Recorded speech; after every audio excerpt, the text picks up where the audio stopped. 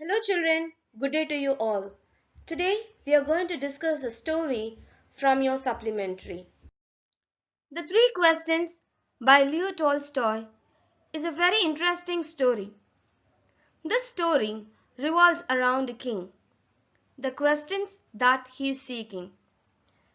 You must be thinking, what are the three questions? Why is he looking for those three questions? Before moving forward, we'll be focusing on the thing. Why is he searching for the answers for these questions? The reason why he wants the answers for these questions is he feels that he'll never fail in any aspect, and also his kingdom will never fail. Here are his three questions. First, when is the right time to begin something? The second one, whom should he listen to? And the third one, what is the most important thing for him to do? The king sent messengers who could look for answers for these three questions satisfactorily. To answer his first question, how can I learn to do the right thing at the right time? Many wise men came. Few said, follow a timetable.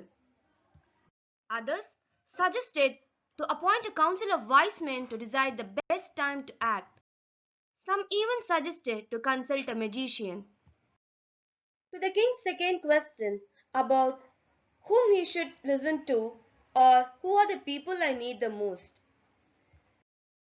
The wise men were divided in their opinions between counselors, priests, doctors, and soldiers. To the king's third question about the most important thing he should do, the wise men suggested science, war, or religious worship. Often the wise men contradicted each other, and the king was not satisfied, so he decided to approach a hermit. The king disguised himself in simple clothes and went to the jungle where the hermit lived. He found the hermit digging the ground. The king put forth his three questions and asked the hermit what he thought. The hermit didn't respond and continued digging the ground. The king noticed the hermit was tired, and so he took over the digging. Whenever the king repeated the questions, the hermit ignored him. When it was dark, the king stopped digging and turned to the hermit again.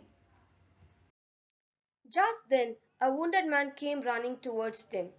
He was bleeding from a large wound in his stomach. The king and the hermit took him inside the hut and treated him.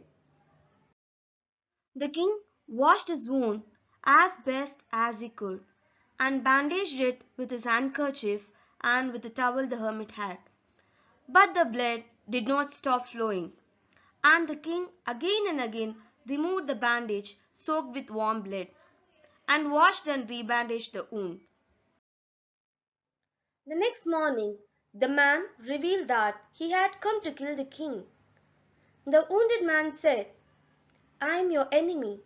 I came to avenge my brother's death by killing you. He mentioned the king's bodyguard had wounded him before he escaped. Since the king had saved his life, the man promised to be faithful servant to the king. The king was pleased and forgave the man for attempting to kill him. Before leaving, the king returned to the hermit and pleaded for the answers for his three questions.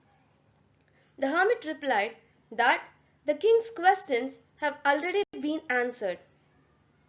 He explained, if you had not stayed and helped me dig, you would have gone away and the man would have killed you. So the most important time was the time you spent digging. I was the most important person. The most important business at that time was helping me. When the wounded man arrived, the most important time was the time spent caring for him. He was the most important person and saving his life was the most important business. The most important time is now. The most necessary person is the person who are with you at that particular moment. And the most important business is to comfort the person who needs help. That's how the story ended, and I hope that you have learned the story and understood it well.